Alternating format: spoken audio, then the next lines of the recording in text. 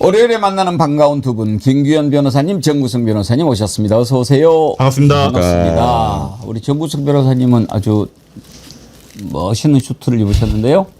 네, 재판에는 부적절하지만 방송엔 적절한 옷을 입고 다니고 있습니다.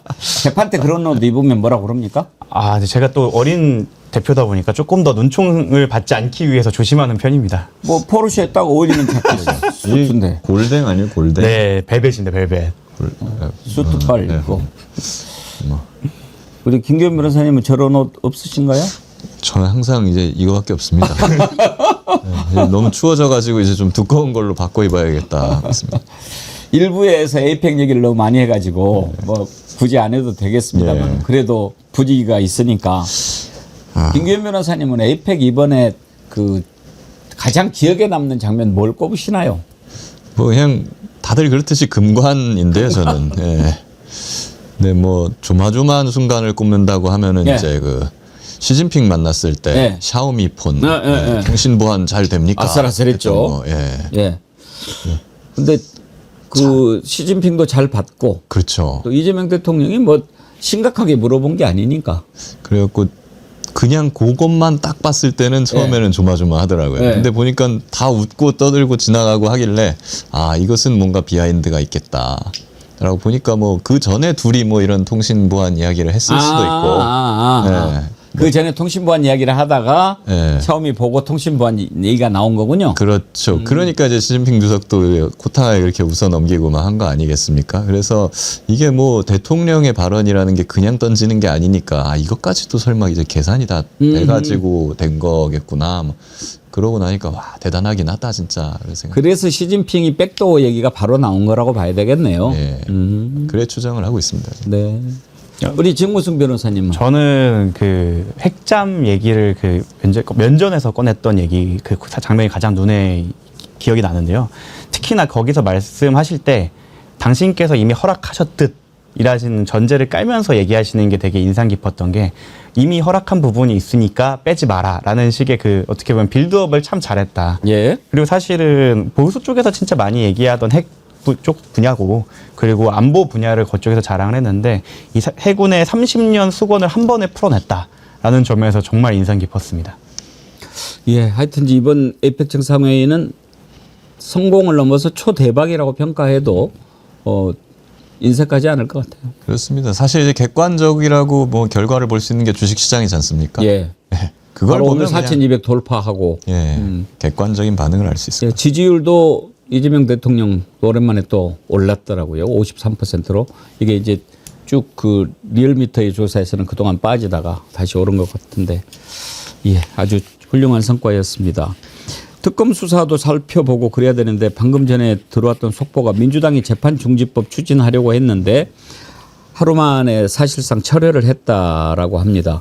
그런데 이런 법을 굳이 생각을 해야 될 필요가 있는가? 사실 헌법 84조에 따르면 다수설이 어떻게 됩니까? 김규현 변호사님. 일단 재판도 중지된다가 다수설 아닙니까? 당연합니다. 원래 헌법 책을 제가 보면은 재판이 계속된다라고 보는 책이 하나 있습니다. 하나. 아하. 나머지 거의 모든 책은 중지된답니다. 그렇기 때문에 이건 다수설 수준이 아니고요. 통설. 네, 너무나 당연한 겁니다. 그렇기 때문에 사실 전 재판중지법을 추진한다는 얘기 들었을 때도 좀 굳이? 왜? 네, 이런 생각이 들었거든요. 그래서 이건 뭐 추진을 이제 다시 중단한다라고 했을 때도 뭐 잘한 결정이라고 저는 생각을 해요. 사실 이런 거는 전략적으로 가는 게 좋은 게 굳이 우리가 뭐 당연한 거를 재확인시키는 법을 해가지고 저쪽에서 물어뜯을 어떻게 보면 공격해올 빌미를 주는 것보다는 우리가 먼저 이제 그물을 치는 게 좋거든요. 이렇게 그냥 놔둬서 하고 그러면 가만히 있으면은 저쪽에서 혹시나 재판을 재개해라 하다가 그 법원에서도 이 미끼를 물어버릴 수가 있거든요. 예. 네. 근데 사실 이건 헌법상 헌법에 재판이 중지된다라고 해석되는 게 너무나도 당연하기 때문에 혹시나 그럴 리는 없겠지만 법원의 어떤 판사가 재판을 재개하겠다라는 결정을 하면 그게 헌법 위반이 되는 거예요. 헌법 위반은 곧 탄핵 사유입니다. 그렇기 때문에 굳이 우리가 뭐 확실하게 법을 만들기보다 가만히 있다가 혹시나 저쪽에서 법원에서 재개하려고 할 것 같으면 그 사람 탄핵시키면 되죠. 아하. 네. 그런 방법이 있는데 이제 혹시라도 국정 운영에 걸림돌이 될까봐 이걸 좀 미리 정리해놓고 가는 것이 어떻겠느냐 그런 의견이 나와서 이런 움직임이 있었다고 봐야죠. 그런데 저는 오히려 이게 비판이나 비난하는 쪽에 빌미가 될 거라고 생각을 해서 저도 이거는 중단하는 건 잘 결정했다고 생각하고 해석의 여지가 있을 때는 사실은 두 가지만 봅니다. 문헌이 어떻게 되어 있는가 그리고 그 법이 어떤 취지로 만들어졌는가를 보면 되는데 헌법에서 문헌이 기소되지 아니한다가 아니라 소추되지 아니한다라고 굳이 규정을 한 이유는 당연히 재판까지 포함한다는 문헌 해석도 당연한 문헌 해석도 가능하고 취지 자체가 대통령이 국정 운영의 그 안정성을 위한 건데 사실 기소돼서 재판을 받는 거나 재판이 계속돼 갖고 국정 운영에 직접 집중을 하지 못하는 거나 똑같은 상황이기 때문에 이건 문헌상으로도 취지상으로도 당연히 재판이 중지된다고 보는 게 통설, 다수설도 아니죠. 모두가 다 그렇게 얘기하는데 극소수설만 반대로 얘기하는 거라 이 부분에 대해서는 걱정할 필요 없이 만약에 재판이 들어온다면 카운터를 날리는 느낌으로 바로 헌법소원이나 아니 위헌법 탄핵을 해야겠구나. 탄핵을 하면서 정지를 시켜야 되는 방식으로 가야죠. 그러면 지난번에 김대웅 서울고검장이 얘기한 발언은 문제가 되는 거 아닙니까? 당연히 문제가 될 수 있는 겁니다. 뭐 그것도 지금 현직 고검장으로 있는 자가. 그렇죠. 그 법원장이죠. 근데 이제 그 사람은 이제 자기는 나중에 극소수설을 자기가 얘기한 거다라고 변명을 하긴 할 텐데 실제로 이거를 만약에 재개하는 결정을 내렸다라고 하면 그 판사 탄핵하는 거고 예. 그 판사한테 혹시 재판을 재개하라고 어떤 압력을 가한 사람이 있다면 그게 고등 법원장이 됐든 조희대 대법원장이 됐든 간에 그런 사람이 있으면 함께 탄핵을 해버리면 되는 겁니다. 그렇기 때문에 이거는 굳이 우리가 나서 가지고 빌미를 주면서 법을 바꿀 필요는 없고 놔두면서 혹시 저쪽에서 들어오려고 할 때 재판을 재개하려고 할 때 우리가 그 사람들을 날려버리는 탄핵으로 이런 식으로 가는 것이 훨씬 좀 전략적으로 이득이 아닌가. 네, 저도 동의하는 게 만들려고 하면 분명히 노이즈를 엄청 국힘에서 일으키면서 그걸로 많이 이득을 보려고 할 거예요. 굳이 그럴 필요 없이 들어왔을 때 오히려 카운터를 날림으로써 이게 전략적으로도 우위를 얻고 노이즈도 없이 아니면 헌법재판소 통해서 확실하게 결정이 나버리면 이거에 대해서 주장했던 사람들이 다 이제 바보가 되는 상황이 나올 거거든요. 특히 탄핵이라는 것까지 결정이 된다고 하면 분명히 그렇게 될 거기 때문에 그 부분에 대해서는 지금은 전략적 인내 아니면 전략적 유인이 필요한 시점이라고 생각을 합니다. 아무튼 지금 서울고등법원장이 그따위로 이야기를 했다. 현재 재판이 파기환송됐기 때문에 서울고법에 가 있는 거 아닙니까? 예. 예. 그런데 그 담당 그 재판부가 있는 서울고법원장이 그따위로 얘기를 하니까 얼마나 이제 국힘이 더 막 기고만장하고 막 이렇게 분위기를 막 몰아가겠습니까? 이게 다 조희대 때문에 이런 거 아닙니까? 혹시 이 부분은 어떻게 생각하십니까? 이병철 변호사가요, 지금 국민청원을 하나 시작을 했는데 내란 숙의 윤석열 담당 재판부를 직위원회에서 이진관 재판장으로 교체하자 이런 국민청원을 시작을 했어요. 그래서 국회 홈피에 이제 공개를 하고 공개 후 5만 돌파하면 법사위에 상정이 되는데 우리 백운계 정어리 TV도 함께 좀 해서 이렇게 해보자 제안을 해오셨는데 내란 재판부를 직위원회에서 이진관으로 바꾸자 이렇게 국민청원하면 가능합니까? 그렇게만 되면 참 좋을 것 같은데요. 예. 근데 다만 사법부를 압박하는 차원에서의 전술로서는 상당히 유효하다. 굉장히 바람직한 일이라고 저는 생각을 합니다. 근데 뭐 지금까지 조희대 대법원장이 해왔던 일들이나 그런 걸 봤을 때 아마 뭐 실제로 이렇게 한다고 해가지고 그 입장을 받아들여서 재판부를 바꿔줄까라는 부분에 대해서는 좀 저는 좀 회의적이기는 해요. 그렇지만 저도 동의하는 게 예, 안 바꾸더라도 계속 이런 주장은 해야 되는 것이죠. 그리고 사법부를 계속 압박해야 되는 거죠. 특정인에서 특정인으로 재판부를 바꾸라는 그 요청이나 그런 건의가 사실 수용될 가능성은 매우 낮은데 말씀하신 것처럼 전략적인 차원에서 그 사법부를 압박하는 차원이라면은 그거에 대한 효용은 있다고 생각을 합니다. 하지만 저는 이것보다 개인적으로는 재판소원을 빨리 도입을 하는 게 사법부에 대한 압박이 더 되지 않을까. 그리고 아까 말씀드렸던 이재명 대통령에 대한 재판 같은 경우에도 지금 대법원 재판이 헌법을 위반해서 지금 졸속으로 진행됐다는 증거가 여러 나오고 있지 않습니까? 그 부분도 해결되면서 지금 만약 직위원 재판관이나 다른 1심 재판관들이 이상한 판결을 했을 때 이 부분에 대해서 한 번 더 견제와 균형을 가할 수 있는 제도 자체를 만드는 게 더 효용이 있다고 생각합니다. 가만히 두고 보자 하니까 지금 직위원이 하는 게 아주 우습지도 않은데 저는 이자가 아주 그 제가 화면으로만 몇 번 봤는데 기본적으로 얘가 아주 가볍고 설렁설렁하더군요. 이번에 보니까 그 윤석열 변호인 측에서 공개한 거를 재판 공개한 거를 미리 우리한테 통지도 안 해주고 그러니까 죄송합니다를 5번 6번을 합디다.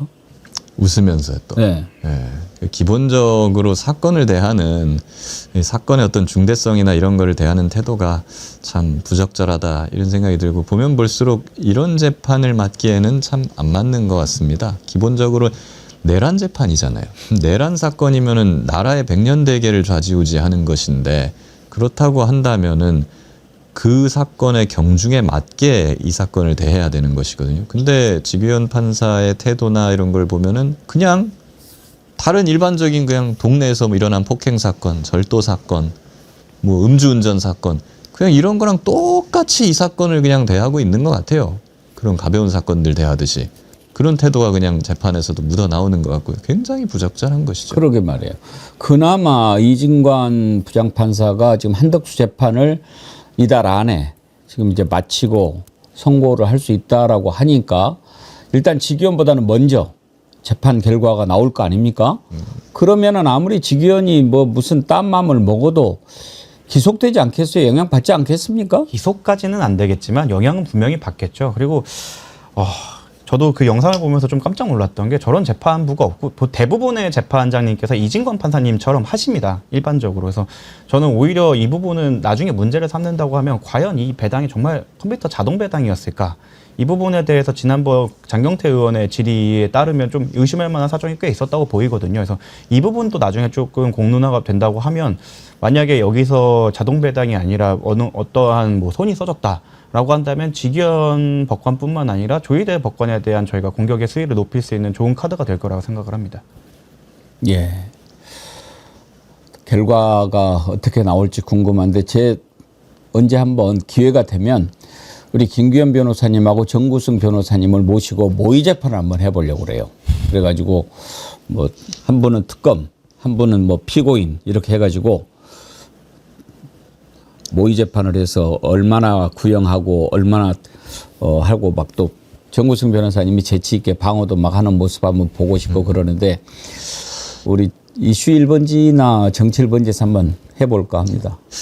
난이도가 너무 좀 기울어진 운동장 같다는 생각은 들긴 합니다. 뭐 제가 특검이면 뭐 또 좋긴 능력이 한데. 있으니까 네. 한번 뭐 막아보지 않겠어요? 억지를 또 쓸 때는 또 가끔 또 쓰는 것 같아요. 아, 그래야죠. 예. 예.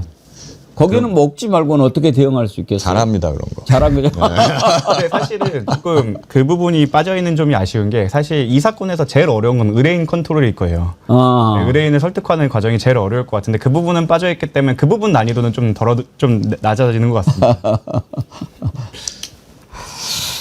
예.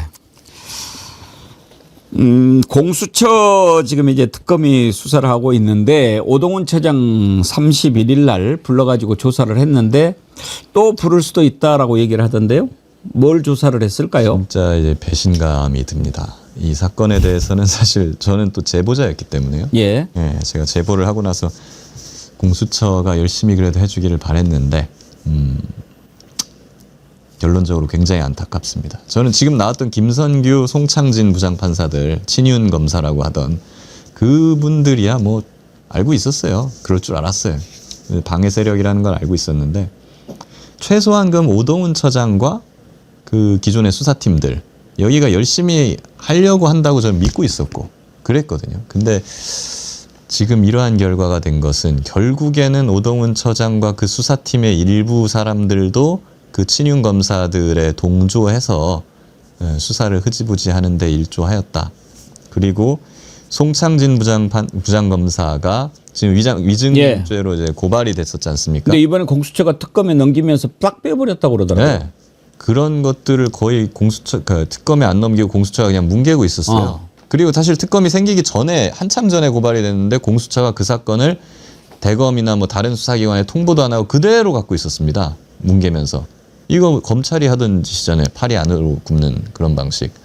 이런 것을 하면서 기존의 수사팀이나 오동훈 처장이 심지어 송창진 부장검사 편을 드는 듯한 행보를 많이 보였다라는 게 지금 해병특검의 수사 결과다 발표된 내용들이거든요.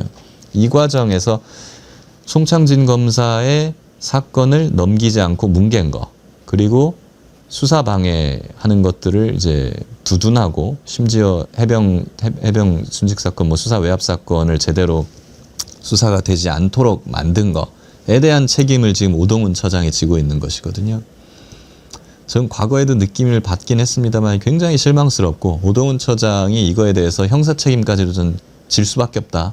그렇게 생각이 들어요. 근데 저는 그런 것들을 추단할 수 있는 이벤트가 과거에 있었거든요. 예를 들면 박정훈 대령 항명 사건 재판을 진행할 때 이런 일이 있었어요. 김계환 전 해병대 사령관이 사실은 공수처에 불려가 가지고 거기서 다 증언을 했다. 사실 외압이 있었다. 경로를 했다라는 얘기를 다 했다는 첩보가 들어왔습니다. 예. 근데 뉴스도 나왔어요. 그러면은 그 내용들, 그 진술을 한 진술조서 서류를 우리가 받아와 가지고 항명 재판부에다가 제출을 하면 박정훈 대령은 아주 쉽게 무죄를 받을 수 있는 게 됩니다. 그렇죠. 그래서 우리가 그 서류를 달라고 신청을 했죠. 공수처에다가. 이걸 거부하는 거예요. 공수처가 그걸 안 줍니다. 그래서 우리가 군사법원에 요청해서 그럼 법원의 명령으로 이걸 요청해달라고 했어요. 그건 거부할 수가 없습니다. 또 거부를 합니다. 그거조차도. 오동훈 공수처장 있을 때예요. 그때 저는 뭔가 이상하다는 느낌을 받았어요. 이 사람들이. 대통령 경로 사실이 외부에 알려지는 거를 원하지 않는구나, 이 사람들이. 그런 느낌을 받았는데 아니나 다를까 이번에 오동훈 처장이 입건되고 조사받는 걸 보면서 한통 속이었고 이런 생각이 듭니다. 그러면은 나중에 오동훈이 뭐 이렇게 윤석열 체포영장 청구해서 발부받고 막 이렇게 하는 과정은 쇼일까요? 아니면 그냥 압박에 밀려서 어쩔 수 없이 한 걸까요? 저는 후자라고 생각을 합니다. 어차피 해야 되는 일이었고 사실 그것 때문에 오히려 수사권 여부 때문에 나중에 문제가 될 수 있는 것도 생겼고 사실 체포가 나중에 성공하긴 했지만 사실 1차 때 전 돌아간 것도 이해가 되지 않았거든요.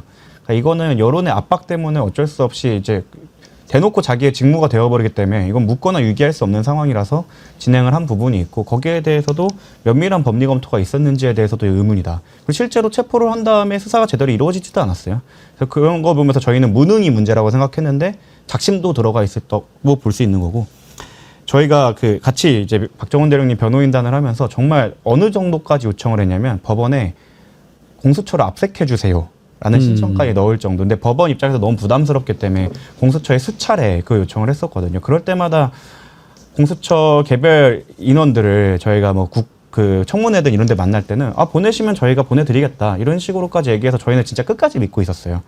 박정훈 대령님이 무죄인 건 당연하고 믿고 있었지만 이거를 재판부 입장에서 입증할 수 있는 내용들이 더 있었다면 저희가 그렇게까지 막 정말 손을 떨면서 기다리진 않았을 텐데 그래서 저희는 공수처에 대해 배신감은 정말 2배가 큰 상황이고 그리고 공수처 출신의 분들한테 좀 들은 첩보로는 지난번 그 특검의 압수수색 때 정말 좀 입증할 만한 많은 그 자료가 있었다고 하더라고요. 특히 이러한 상황에서는 자기가 여기 개입되어 있지 않다는 거를 남기는 게 굉장히 중요해요. 특히나 이게 내가 원해서 하지 않는 분들 같은 경우에는.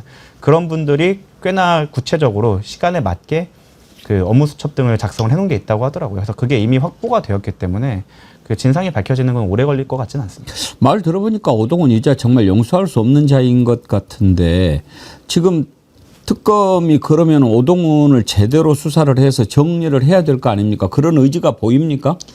이번에 일단은 공수처장이잖아요. 예. 그러니까 기관장인데 그 사람을 그냥 피의자로 입건해서 소환을 한다는 것은 특검으로서도 상당히 부담스러운 일일 수밖에 없었을 거예요. 그럼에도 불구하고 이런 걸 했다는 것은 이제 주사위가 던져졌다는 거죠. 예, 돌아올 수 없는 강을 건넌 거니까 철저하게 이제는 할 수밖에 없다. 그렇죠. 이 형 칼 뽑아 든 거 제대로 해서 정말로 그러면 지금 직권 남용이 됩니까? 직권남용과 직무유기 아마 이렇게 두 개가 문제가 될 걸로 저는 보여집니다. 바로 뭐 저기 구속영장도 청구할 수 있을까요? 경우에 따라서는 뭐 할 수도 있겠다는 생각이 드는데 일단은 김선규나 송창진 부장검사에 대해서 아마 먼저 처리가 될 것이니까 그것을 한번 지켜봐야 될 것 같다는 생각은 듭니다. 근데 이제 해병특검 같은 경우에는 시간이 얼마 없어요. 그렇죠. 다른 두 개는 12월 말까지인데 해병특검은 11월 하순까지거든요. 연장을 해도 연장을 해도? 법적으로 최대한 했을 예. 때 11월 이번 달 말이 한계입니다. 끝입니다. 그래가지고 이제 한 달도 지금 채 남지 않은 상황이어서 빨리 결론이 날 것으로 저는 생각을 하고 있고요. 예. 이번에 최병 순직 외압은 이제 어차피 윤석열이가 한 거라는 건 다 드러났으니까 뭐 아무리 윤석열이 보태도 어쩔 수 없을 건데 바로 그 핵심이 오동원을 위주로 정점으로 한 공수처 세력들이었다라고 하는 것만 밝혀도 그건 최병 특검이 성공한 수사라고 봐야 되지 않겠습니까? 예, 저는 그렇다는 생각이 들고 이제 막바지니까는 다시 한번 연장을 한번 고민해 볼 때가 되었다. 예. 저는 생각이 드는 게 지금 김장환 목사에 대해서 기일이 막 해병 특검이 그 수사를 종료하는 그 이후에 막 기일이 잡히고 그래요.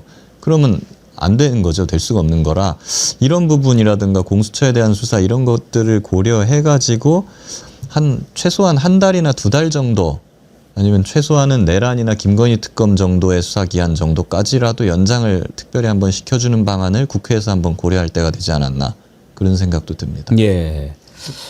특검이 도입된 이유 자체가 기존의 수사기관에서 수사를 못했던 혐의를 밝히기 위한 것도 있지만 왜 기존의 수사기관에서 수사를 하지 않거나 못했는지를 밝히는 게 중요하다고 생각하는데 사실 새 특검 중에 유일하게 기존의 수사기관에 대한 수사로 나아간 건 최혜병 특검입니다.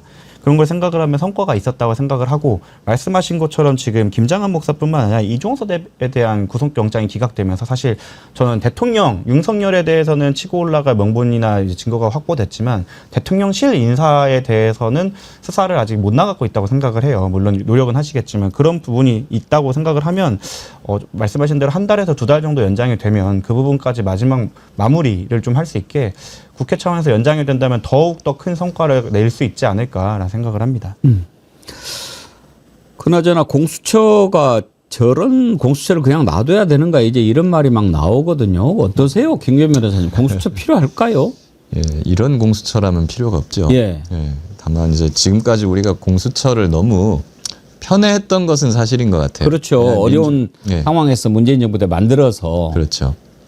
그런 것들이 있었기 때문에 그러니까 어떻게 보면 내 자식처럼 예. 이렇게 하고 이렇게 했는데 근데 지금까지 공수처가 성과는 없고 오히려 지금 국민의 기대를 배신하고 최해병 사건을 뭉개려고 한 정황까지 나타난 마당에는 이대로 놔둘 수는 없을 것 같습니다. 일단은 처장이야 최소한 간부들이나 검사들 태반은 사퇴를 하고 그리고 인적 쇄신을 저는 해야 한다고 생각을 하고요. 근데 다만 공수처를 그냥 아예 폐지시켜버리는 것은 맞느냐? 라고 보면 전 그거는 맞지 않다고 생각을 해요. 왜냐하면 공수처라는 것은 원래 판사랑 검사들이 제대로 된 수사와 재판을 받지 않으니 그런 걸 견제하기 위해서 만든 거란 말입니다. 그런 관점에서 볼 때 공수처는 그 존재만으로도 판사나 검사들한테 기존의 판사나 검사들한테 어떤 견제나 감시 이런 심리적 효과를 주는 면이 있습니다. 그래서 공수처를 일단은 좀 살려는 노퇴 저는 좀 수사 대상이라든가 그 권한이라든가 이런 부분을 대대적으로 좀 개편을 해야 한다는 생각이 들고요. 예. 어떤 방향으로 해야 되는가? 지금 공수처는 수사 대상이 너무 넓습니다. 정치인부터 무슨 뭐 다 자치단체장부터 판사, 검사, 경찰까지 아주 막 망라되어 있는데 이게 문제가 수사 대상이 모두를 수사할 수 있다 보니까 아무도 수사를 못하는 그렇죠. 그런 문제가 발생을 합니다. 그래서 원래 공수처의 설립 목적, 설립 배경은 판사 검사 수사를 하는 기관이었습니다. 그렇기 때문에 거기에 더 전문화, 집중화를 해야 된다. 이게 정치인도 수사를 할 수 있고 판사 검사도 수사를 할 수 있게 해놓으면 정치인 수사만 자꾸 하려고 하지 판사 검사 수사를 잘 하려고 안 합니다. 왜? 난이도가 훨씬 높은데 빛은 못 보거든요. 그러니까 다른 거는 이제 앞으로 생기는 뭐 경찰, 검찰도 할 수 있고 중수청도 할 수 있고 특검도 다 할 수 있어요. 정치인이나 이런 수사들은. 빼고 그냥 판사, 검사, 고위경찰관 여기에만 집중을 하는 예. 판검사 수사처 이런 걸로 좀 다시 태어나는 것이 경찰도 포함, 살 거기 길이다. 경찰도 포함되니까 예. 수수처 해야 되겠네. 그렇죠. 수사. 저 사법기관 종사자, 예, 예, 사법기관 고위공무원에 대한 전문 수사처 그 정도 해야죠. 이렇게 거기에 만들어요. 추가로 이렇게 그 수사를 하고 기소를 했는데 다시 또 법원이 일반 법원이 판단을 한다면 예를 들어 이번에 판사에 대한 비위에 대해서 그러네요. 압수영장을 안 주니까 저는 어. 카운터 파트너도 필요하다.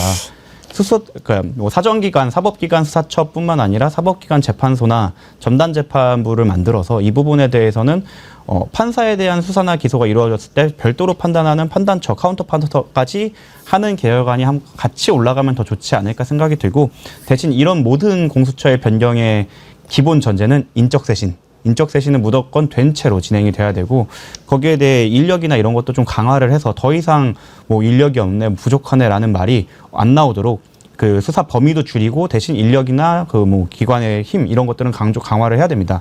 왜냐하면 그러면서도 견제안이 좀 필요하다고 생각하는 게, 지금 저희가 계속 말씀드리는 게 수사와 기소 분리를 말을 하는데, 사실 공수처는 수사와 기소를 동시에 할 수 있는 기관이기도 해요. 그래서 이 부분에 대해서는 뭐 공수처의 비위 이런 부분에 대해서도 계속 쳐다볼 수 있고, 대통령이 여기에 개입할 수 없게 이제 좀 제도적 장치를 좀 마련해 둘 필요까지 있다고 생각합니다. 예. 참 우리 김기현 변호사님 그동안에 윤석열 정권 하에서 고소 고발 엄청나게 많이 당하셨잖아요. 예. 전부 몇 건 당했었어요? 사실은 주요 사건 한 4개 네 개. 정도인데요. 근데 이번에 다 무혐의 종결됐죠. 예. 그러면 정말 축하드릴 일인데, 그거를 그냥 종결로 기뻐할 일로 끝날 게 아니고 그놈들 무고로 고소해야 되는 거 아닙니까? 맞습니다. 그래서 사실 준비를 좀 하고 있고요. 잘하셨네. 예. 이게 사실 어떻게 보면 너무나도 당연한 결정인데 예. 이 당연한 결정을 받아내려고 지금 수없이 경찰서를 들락거리고 또 자료를 제출하고 그 심지어 압수수색까지 하고 이런 것들을 겪었습니다. 이런 과정을 돌이켜보면 이건 그냥 넘어가서는 안 되겠다. 안 되죠. 하는 생각이 저도 들어서, 안 그래도 저를 고소고발한 사람들에 대한 무고 역고소를 지금 준비하고 있고, 예. 나중에 이 부분에 대해서는 손해배상 청구까지도 끝까지 추적해서 받아낼 생각입니다. 그래야죠. 이제 대표적으로 뭐 사건들이 4개가 있는데요. 그 멋쟁 해병 단톡방 그 멤버들이 저를 명예훼손 이런 걸로 고소한 네. 게 있었고, 국민의힘 뭐 주진우, 장동혁, 송석준, 유상범 막 이런 의원, 법사위 의원들이 저를 고소한 게 있었고, 그리고 또 뭐가 있었나? 명태균 사건에서 또 극우 단체가 저를 고소한 게 있었는데, 뭐 크게 이렇게 있습니다만은 참 한번 당해보니까, 저는 이제 검사도 해봤고 변호사도 해보면서 이걸 좀 버틸 수 있었는데, 일반인이었다면 이런 거를 참 당했을 때 그냥 무너졌을 수도 있겠구나. 무너지고 그냥 사라지고 입을 틀어막고 그냥 저들이 원하는 대로 조용히 사는 그런 결과가 나왔을 수도 있겠구나 하는 별 생각이 참 듭니다. 예. 혼자 버티기 힘들 것 같아서 이제 변호인 역할을 그러니까 사실상 뭐 김기현 변호사가 셀프로 많이 했지만, 저희가 행정적인 업무나 이런 서포트를 해주기에 제가 이제 변호인으로 들어가서 했는데, 와, 제가 보는데도 되게 고통스럽더라고요. 이게 검사와 변호사를 해봤지 피의자가 되어본 적이 없는 사람이 네. 경찰서 혼자 보내기가 너무 안타까워서 제가 많이 같이 가고 이러는데, 그러다가 같이 압색을 당할 뻔도 하고 저도 피의자가 되는 결과가 생기니까 이게 정말 사실 되게 무섭더라고요. 그리고 이런 걸 생각을 해보니까 이런 부분에 있어서 수사기관에 대한 견제안은 정말 꼼꼼하게 들어가야 되고, 이렇게 묻지마고서나 고발에 대해서는 반대로 꼭 여기에 대해 책임을 물어야 된다고 생각을 해서, 이제 아마 무고 고소와 손배를 할 때 저희가 또 거기서도 조력을 하지 않을까 싶습니다. 정말 암흑기였다고 봐야죠. 어떻게 그런 세월이 다시 돌아와서 우리를 옥죄는 그런 시기가 올까. 상상도 못했던 일들을 3년 겪었어요.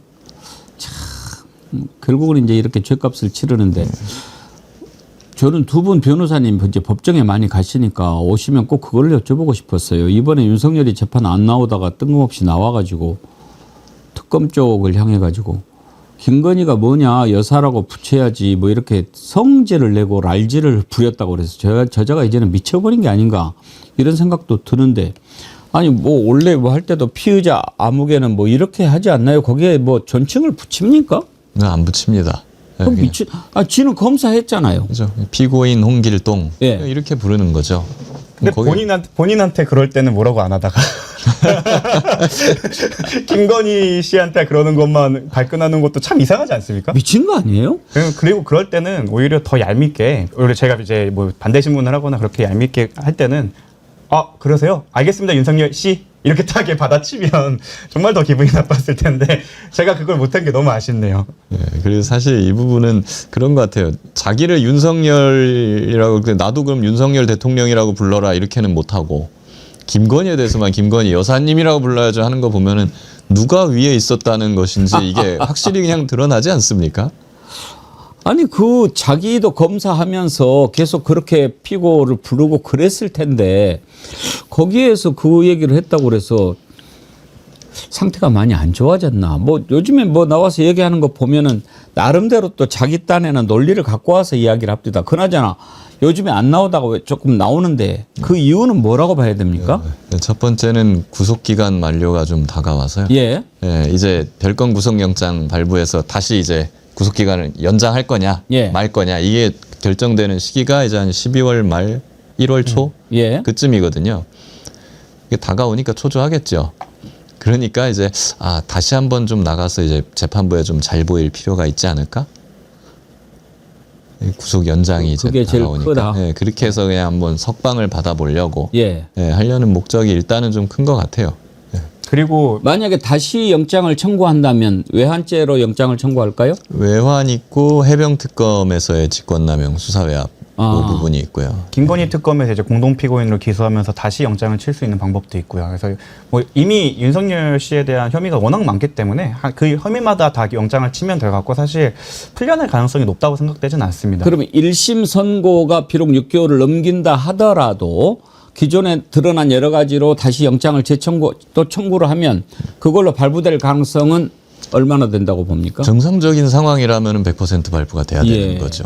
기존에 원래 도주 우려, 뭐 증거인멸 염려 이런 걸 들지 않습니까? 여기서 말한 도주라는 거는 진짜로 뭐 해외로 토끼고 막 이런 거를 말하는 게 아니고 재판에 불출석하는 것이 도주입니다.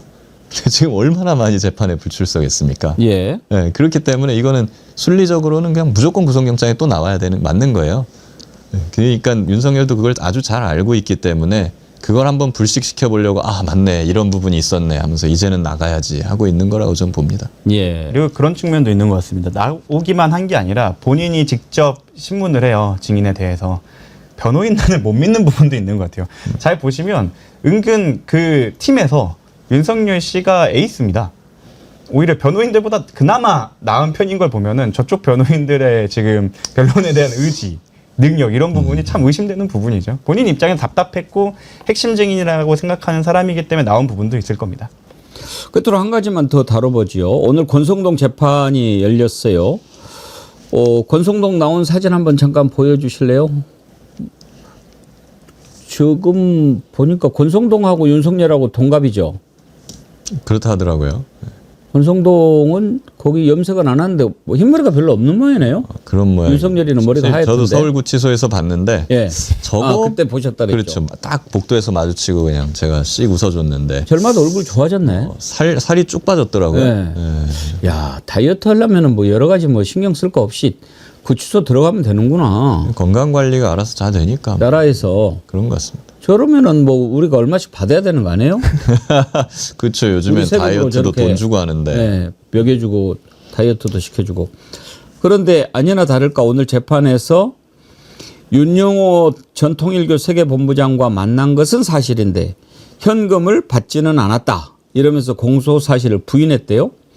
아니 그렇게 증거 자료가 다 나오는데도 일단 이렇게 부인하고 보면 도움이 됩니까? 재판에서? 양형 사유로서는 반성하지 아니함으로 예. 보여서 오히려 더 안 좋을 것 같은데. 강경 사유가 아니고 오히려 가중 사유가 될 가능성도 높고 그래서 저는 이건 정치적 투쟁이라고 생각해요. 애초에 무죄가 나올 가능성이 없는 부분이 있기 때문에 그렇다고 하면 나는 끝까지 다투었다. 끝까지 나는 하다가 장렬히 전사였다라는 기록을 남기기 위한 것이라고 생각을 하는데 그렇다고 해서 다시 정치 일선은 돌아올 수 있을까를 생각하면 지금이라도 형기를 줄이는 변론 전략으로 바꿔야 되지 않나라고 생각합니다. 이거는 뭐 금액적으로 보나 지금 반성하지 않는 태도로 보나 유동규보다 많이 나올 것 같은데요, 저는. 네. 아무튼 권성동이 보니까 깜빵 스타일 같아요. 아주 좋아졌네. 예. 요즘에는 그 위고비라고 살 빠지는 거 있잖아요. 예. 옥살이 플러스 위고비 해가지고 옥고비가 또 유행이에요. 윤석열, 권성동 저자들은 나라에서 뭔가 좀 청구해서 받아야 되는 거 아닌가 싶은데. 아마도 뇌물이 엮여 있지 않습니까? 예. 권성동 같은 경우에 뇌물죄는 그 뇌물에 상응하는 금액을 또 추징하게 되어 있습니다.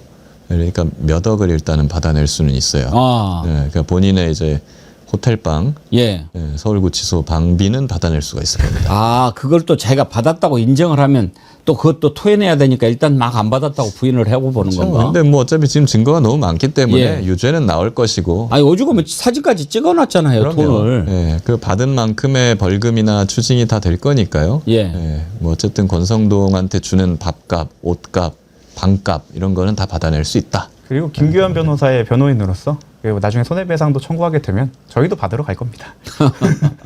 아, 근데 명태균 씨는 요즘에 막 그래 국감에 나와서 큰 소리를 막 치고 돌아다니잖아요. 왜 그래요? 뭐 몸값 불리기죠. 앞으로 선거가 얼마 남지 않았고 본인에 대한 법률 리스크를 해결할 수 있는 방법은 정치적으로 해결하는 방법밖에 없다고 생각하기 때문에 저는 그렇고 어떻게 보면 민주당에 도움이 되는 방향으로도 움직이고 있는 게 사실상 SOS 요청이 아니었을까 싶습니다. 근데 뭐 민주당이 그걸 받아줄 리는 없고, 근데 본인이 살려면은 일단 오세훈 시장이 날아가야 되고, 그래야 이제 야권에서 새로운 후보를 물색할 거고, 그 새로운 후보를 선정하는 과정에 본인이 어떻게든 좀 끼어들 공간이 생기지 않겠습니까? 그런 거를 좀 전략적으로 노리고 있는 거 아닌가 하는 생각이 듭니다. 11월 8일 날 지금 대질 신문을 한다는 거 아닙니까? 예. 그거는 좀 의미가 있는 신문이 될까요?